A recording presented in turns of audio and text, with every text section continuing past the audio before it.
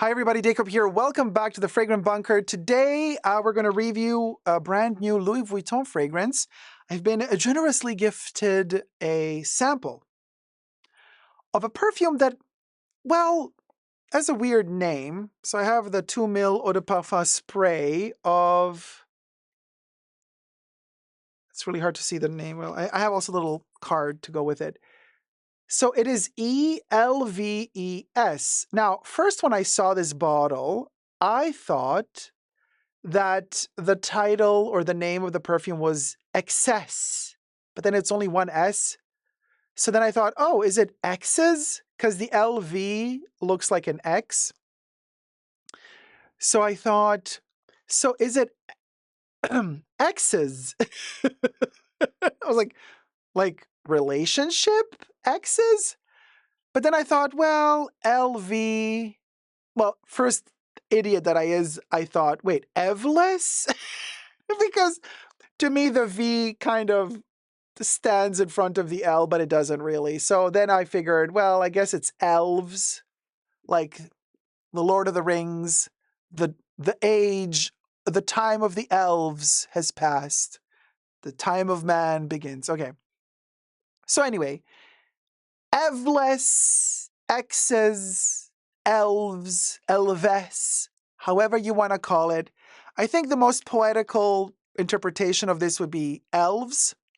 And in the back, Louis also gives a little explanation, and it says, celebrating Louis Vuitton's femininity for the modern heroine, fearless and captivating, a thorny rose entwined with sensual amber, leaving an epic trail of power and allure.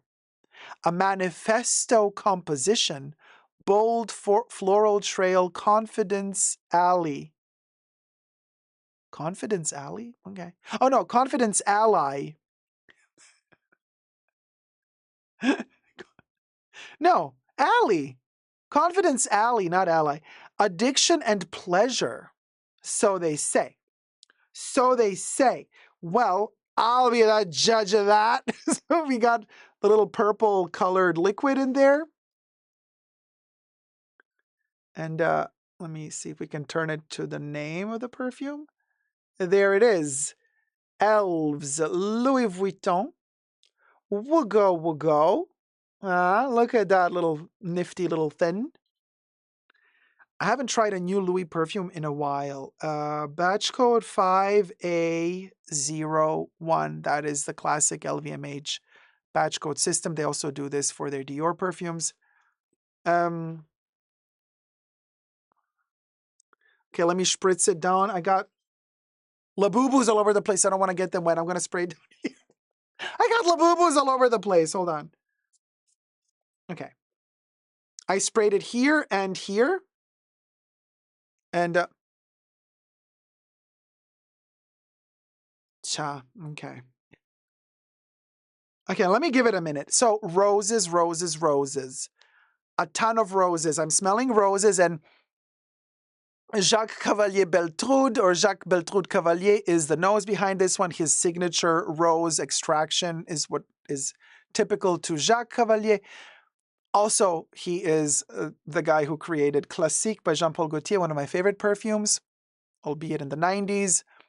The LV fragrances are quite different to Jean-Paul Gaultier's Classique back in the day, but both the Classique and, I want to say all, if not almost all, of his creations for Louis have his signature rose accord. Now, first let's start with the price here, because like, we'll go. Okay. $345 for 100 ml bottle. Or you could do the 200 ml bottle for $485. I don't want to give LV any ideas, but it's still $65 cheaper than Chanel's Les Exclusives. Like the 200 ml Les Exclusives is $550. The 200 ml Louis Vuitton is $485. That's a $65 difference. Oh, I smell it now. Okay, first of all, whoever called this perfume feminine for women only has an issue. Because, first of all, perfume knows no gender, in my opinion, right? But this one in particular has such a strong leaning masculine side to it. It's very bizarre why they would really push the concept of this one being a female fragrance. Now, also they call it a perfume for the heroine, for the strong woman, an elf, I guess. So I see why they want to give it a little bit more power. But so we're talking about black currant in the opening. And usually if your fragrance has a heavy black currant note, it's usually leaning on the masculine side. Although I gotta say, now in 2025, spring, summer of 2025, there is a tendency in perfumery of really, I don't know why the resurgence, because I'm not a big fan of black currant, but there is this kind of strong resurgence of the black currant in most mainstream mass release fragrances, or also niches or luxury niche, which Louis Vuitton fragrances tend to be. And there's also, as you can see here very clearly, the tendency of doing lilacs and purples. And in fact, this liquid is also purpley, kind of lilac lavender purple, which is coincidentally the same exact color as Chanel's latest flanker of Chance Eau Splendide, which is not only purple in color, just like this one, but also has black currant in its main accords. So we see a tendency here of all of these major mass brands like Chanel or LVMH working in the black currant into their latest fragrance releases, and also working in rose accords or geranium accords. Geranium, which has a similar smell to rose, and then that purpley color. So it's a tendency, it's a trend, in other words. And in fact, we have black currant in the top notes, cinnamon, ginger, and peach. Ginger is also a typical thing of Jacques Cavalier. Ginger is also present, together with the rose, in Classique by Jean-Paul Gaultier. And then we have peach as well in the top notes. There is a fleshy, peachy tone in here, but definitely way more overbearing is the black currant. Middle notes, we have Bulgarian rose, coconut milk, violet, and lily of the valley. It is milky and also lactonic in a way, but it's also raw and crude in the opening. And then the base notes, and this is where, you know, the patchouli, fine. I like a good patchouli. Good quality patchouli is fine by me. LVMH delivered a wonderful patchouli for Dior called Patchouli Imperial. Check out my review on my channel of that one. I reviewed the first iteration of it and also post reformulation. I think I did 2 follow-up videos. Love both versions. Now this one doesn't start off creamy. It's a black currant ginger vibe, so it's a bit crude. It's a bit raw. What does Louis Vuitton's website say about this perfume? An epic trail of rose and amber to celebrate the Louis Vuitton heroines. Now, Ambroxan is what I really, I'm not a big fan of, especially in another LVMH creation from François Demachy, ya guessed it, Sauvage. So this one doesn't have the aggressive Sauvage note in it, the Ambroxan that can be super synthetic and like really, really aggressive. This one is a little bit more tame. But so what do they say about it? Say, looking to the horizon, forging your own path. eLVes, Louis Vuitton embraces the universal courage, strength, and beauty, exemplified by women in all their dimensions, a manifesto defined by boldness and freedom, an ode to every pioneer who betters her own and her peers' existence. To these victorious women, Jacques Cavalier Beltrude dedicates a great contemporary floral fragrance with fascinating depth. Rose is revealed in all of its splendor with a CO2 extracted centifolia rose, which is a typical thing that Jacques Cavalier developed. It's his signature. Brightened by lily of the valley, the bouquet is filled with addictive fruity notes, while warm, sensual ambroxan and a touch of patchouli infuse the fragrance with a hot-cold sensation that captivates all the senses. The essence of triumphant femininity with a universal aura. This perfume smells so masculine to me. There you go. They keep repeating femininity. The bottle is refillable in stores equipped with a perfume fountain. They say keynotes, rose from Grasse, ambroxan, lily of the valley, and patchouli. Now, when I check the ingredients on their website as of now, and let me kind of show this to you as well, so you get to screen grab it if you want to, because you never know, they might change their ingredients in the future, so it's always good to archive this stuff. Look how interesting these ingredients are, because alcohol, perfume, aqua, citronellol, blah, blah, blah, blah. Like already in the second row, the last ingredient is rose flower oil extract. That rose is very close to the top of the list of ingredients, which means its dosage is very high. And then we go through, there's pinene or pinene, and then there's rose ketones or ketones. The rose ketones are in the mid portion. And then we have Pelargonium graveolens oil, also interesting. And then we have the citrus aurantium peel oil. And we have these ingredients which are kind of like natural, right? Not just the synthetics that we're used to on the ingredients list that are by law required in Europe, especially because they are the ingredients that are deemed to be allergens have to be listed, right? The others are kind of hidden, but this is a gingery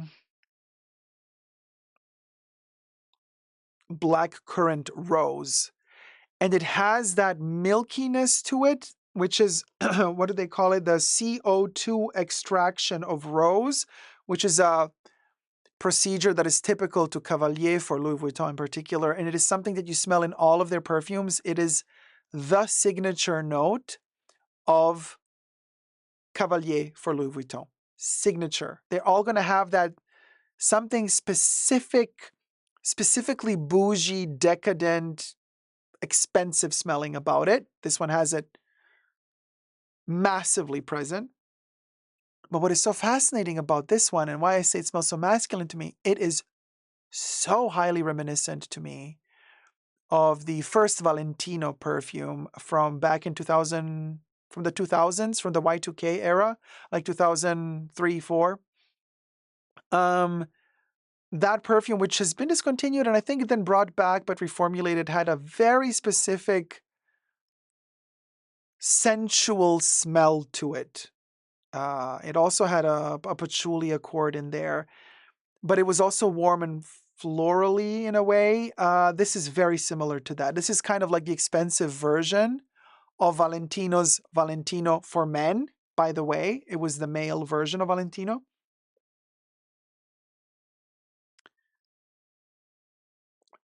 This is kind of like an updated version of that perfume, and that perfume is highly sensual. Highly sensual. Back in the day, that perfume has caused me a lot of trouble. Not because I was wearing it, but because others were wearing it. And yeah. So, dangerous perfume. Now, is this one that dangerous too? On the right person, it could be very dangerous. This is a tricky one because it's sneaky. Um, it's sexual in a very visceral way. A little bit overbearing, overpowering maybe, but it's very that hormonal thing. I don't know what it is about it, but maybe it's also the patchouli. Oh damn. Yeah, it's the Valentino, which they don't make anymore like that. Oh. So, does it warrant a bottle for $500? The 200 ml bottle or 300, what do they call? Already forgot the price of the little one. $345 for the 100 ml.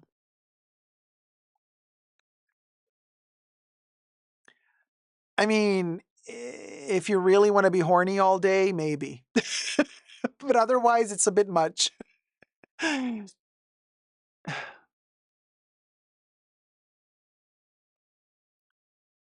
it's kind of vulgar.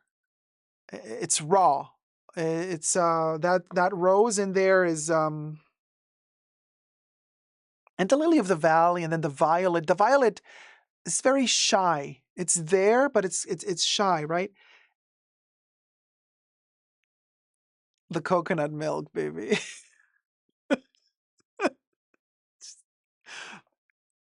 The coconut milk. Okay? Yeah, I can totally see how this this is a perfume I would really look. I hate those reviews when people are like, oh, the panty dropper perfume. If there ever was one today, this is it. And you got to be careful. Like, if you are still the type that goes out clubbing, social gatherings where there's a lot of people, yeah, and you want to get through with your smell, this is the one to wear. Like, you wear it to an obnoxiously full, massive event, okay? Parties where there's sweat involved, cigarettes, whatever, you know?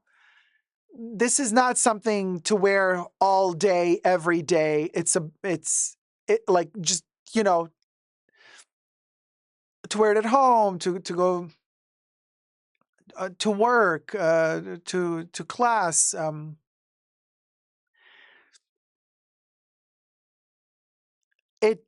I think it manipulates you too much. It doesn't let you be. It's very synthetically strong, but it also has a naturalness to it, and it's raw. It's primordial. It's like a primordial rose, you know? Oh my God, there you go. Yes. Yeah, it's like a Tyrannosaurus Rex of a rose. It's like a Jurassic Park rose. And I know that zoologists had the T-Rex perfume already, like it's been done before, so obviously. But like a caveman rose, maybe, if we don't go towards the dinosaurs, but something primordial, something very, you know, and ooh, um, yeah, it's fun if you want to do a little special something for a special night out with somebody special, and you really want to get into it, zip it and zoo it.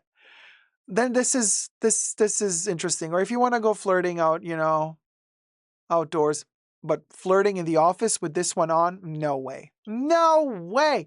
This thing is so overpowering. Like, the whole office is going to be like annoyed all day because it doesn't let, you know, it attacks its, and I think it attaches itself, and I think that's due to the ambroxan, particularly due to the ambroxan and the patchouli together in the base notes. Like, they are very aggressive, and that's what makes it so raw and kind of brutal in a way.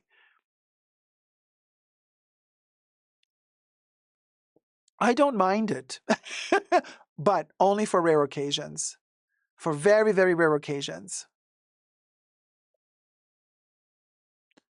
I'm also thinking, would I wear this also to like an amusement park? Yeah, maybe.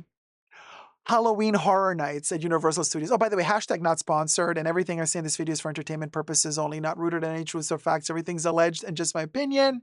So, just saying, not sponsored by LV. These are my opinions, and they're free opinions. Like, I freely say what I'm saying. You know, if you go to Universal Studios, Hollywood or Florida, whatever, Universal Studio Horror Nights for Halloween, where they do all the spooky houses you walk through, the walkthroughs at night, like when the park closes, that's when the Horror Nights open. You could wear it then, but even that's really weird with all the adrenaline of getting scared and spooked in all of the spooky houses. No, this is more of a clubbing perfume. This is really a perfume to go to the club.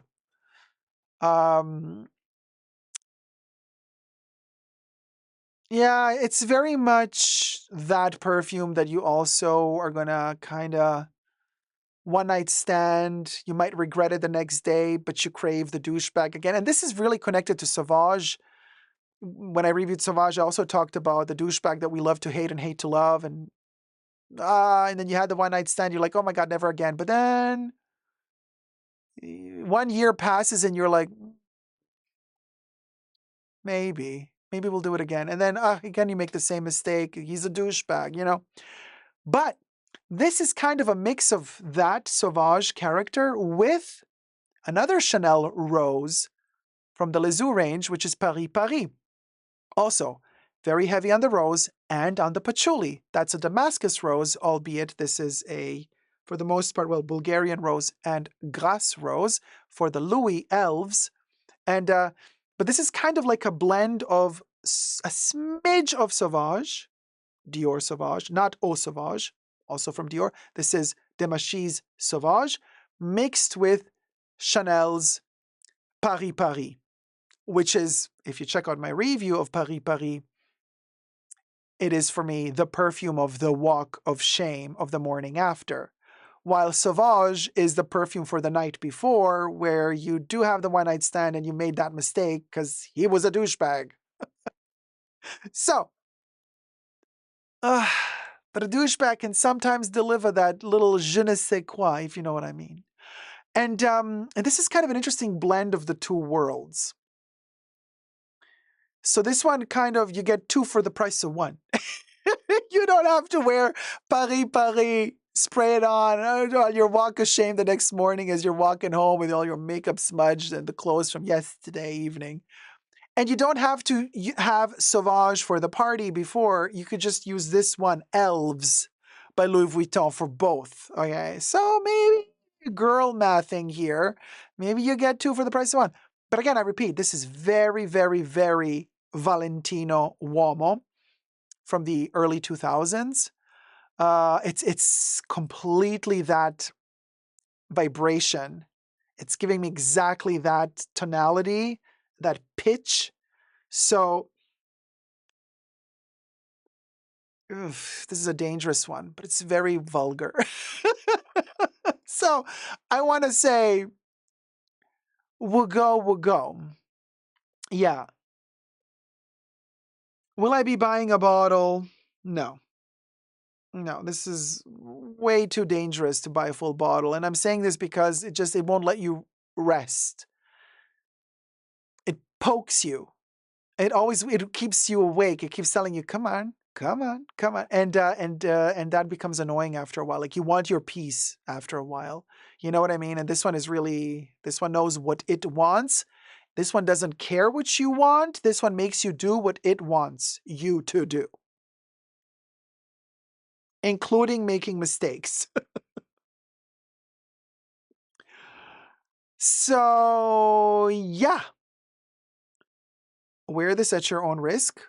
It can be really a little bit debilitating in a way. It can make you like, it's aggressive. And, lately I've been more into perfumes that have a little bit more sophistication to them, a little bit more gentleness about them, a little bit more toned down, not so occupying the whole room, filling it up aggressively. I'm appreciating more and more eau de colognes, eau de toilettes, gentler silage, smaller projection, much, much, much softer longevity. I know a lot of people nowadays think, well, I want bang for my buck. The more I pay for a perfume, the more I want it to last. Yeah, that's not the logic with which I choose my perfumes. I want the quality in a perfume. Some perfumes, I want them to last a short amount of time, but just the right amount of time, because sometimes the perfumes are an accent to a mood. The perfumes for me are not always the mood. You know, the older I get, the more I appreciate perfumes as an accent to my mood rather than a setter of my mood. Same with music. I think when you're very, very young, you tend to listen to a lot of music, and you always have your headphones on, and you kind of just submerged in the sound of music, and everywhere you go when you leave the house, it's the headphones, and escapism, pure escapism. Same with perfumes, right? But then the older you get, the more you kind of want to hear what is actually surrounding you. So, and this, I'm just speaking for myself. Obviously, everybody's experience is different, but like the older I get and the less I have headphones on, I love the subtle nuances of the sounds surrounding me for my environment. And I don't want anything to be overbearing me. Same with my perfume. I want the perfume to just caress me from time to time rather than giving me that dome, enshrining me within its barriers of dominance.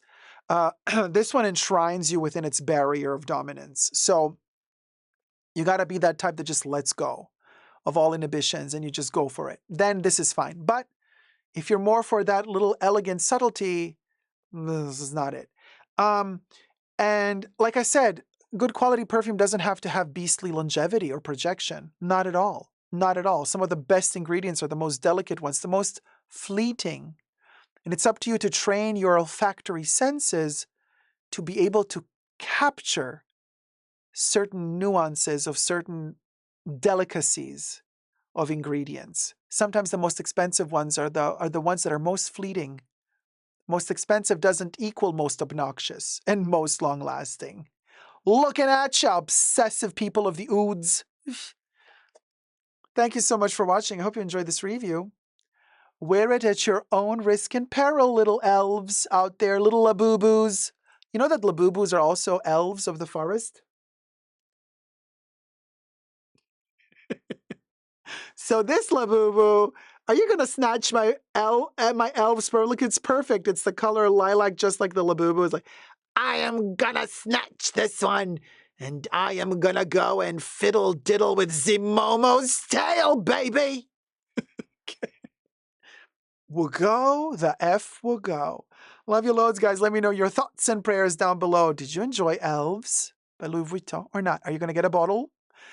This is just my tip for you. Expensive perfume, not worthy of a blind purchase. Please be sensible with your money. Test it out first before buying a bottle. In some countries, if you order Louis Vuitton perfumes online from the Louis Vuitton website, they might send you a sample of the perfume so that when the big bottle arrives, you don't open the big bottle. They send you the sample of the same perfume. You test it out to see if you like it. If you don't like it, you send the big bottle back. But be weary and be warned. This is a beast. Upon further deliberation and consultation with my peers and the Day Cult, we have come to the conclusion that technically, of course, we don't want the French to come for us too much. We love you, French people. The pronunciation of this is a game, of a divertissement of sorts, if you may. Because, what is it? How do we pronounce it? I kind of like the idea of little tiny elves. You know, little fairies and elves in the forest or in the club. But no, apparently eLVes is a word game that symbolizes LV, which is Louis Vuitton. They just kind of spelled it out in a weird way. So it's eLVes, eLVes, or if you really want to be playful about it, the peers of the fashion bunker have also concluded that this could be a word game indicating a very contorted way of saying Elvis, as in Elvis Presley, except because it's not with an I, but with an E. So it's instead of Elvis, it's eLVes. So I guess instead of saying Elvis Presley, it's eLVes Presley, which would be very Manchester, you know, Lovely, Presley. So maybe this is just the Manchester way of pronouncing. Maybe LVMH is going full-blown Manchester on us, and they're trying to say Elvis Presley. Or, I mean, is this more Liverpool? I don't know, but it could be Elvis. Did you wear Elvis yesterday? Yes, I did. Presley. But it could also just mean LV, which is a very contorted way of doing the abbreviation of LV, which stands for Louis Vuitton. But no, it's just LV, LV. Voila. Weird. Louis, why didn't you just call the perfume LV? Why, was LV already taken by another perfume? I don't know. Honestly, because, like, you're so aggressive with attacking everybody who even comes close to the LV, logo or name. You go after them, cease and desist, and then, legal action and everything. So I would presume that you would have the ability legally to call your own perfume literally with the two letters L and V. But no. Okay, we want to play all, look what I did here. Okay, so we did the eLVes. So LV. Okay, let's do a mental fart to get to the LV. Full circle, back again where we started at. To be perfectly honest with you, LVMH and Louis Vuitton, I kind of prefer more the Manchester version of Elvis Presley. But you do you. Love you loads. Thumb up the video and subscribe. See you next time. Bye.